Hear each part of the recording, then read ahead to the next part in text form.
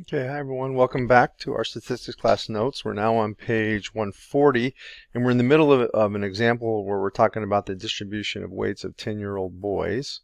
So just to remind you, our population is normally distributed. We assume the distribution of weights of these 10-year-old boys is normal. Our population mean is 88.3, and our standard deviation for the population is 2.06. That's represented by mu and sigma. So in part A, we looked at taking a sample of size 30. We made sure that the central limit theorem conditions were satisfied, which they were.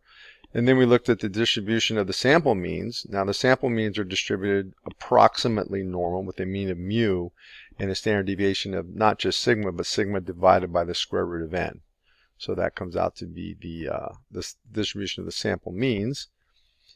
And we looked to see what was the probability using our StatCrunch normal calculator that the sample mean that we would get would be greater than 89 pounds. And we found that to be a small probability of about 0.03. Now, let's suppose here on page 140 that we take a smaller random sample of 10 boys from this population.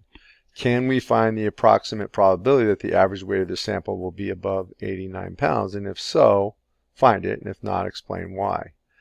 Okay, so I'm taking a random sample of 10 boys. Now, if the population itself was not normally distributed, we would not be able to use the central limit theorem for sample means because this would not be a large enough sample, right? You have to have a sample size of 25 or more. However, because our population itself is normally distributed, then the sample distribution will be fine. Taking the distribution of sample means will still stay normal no matter what size the sample is. That's what number 2 here says. So again, we have a random and assumed independent sample.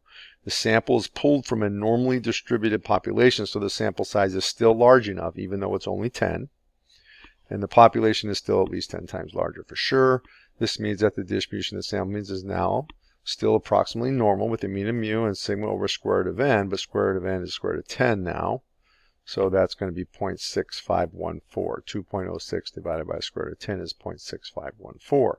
So now if I want to figure out what's the probability of getting a sample that's greater than 89 pounds, I have to plug in that standard deviation into my normal calculator on StatCrunch.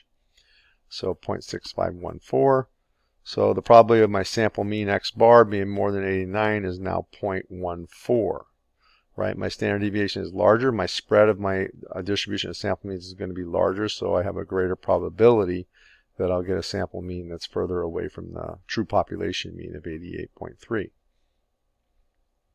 So this time we find the probability that x bar is greater than 89 is 0.14. So the probability here is larger because we have a smaller sample size giving us a larger standard error.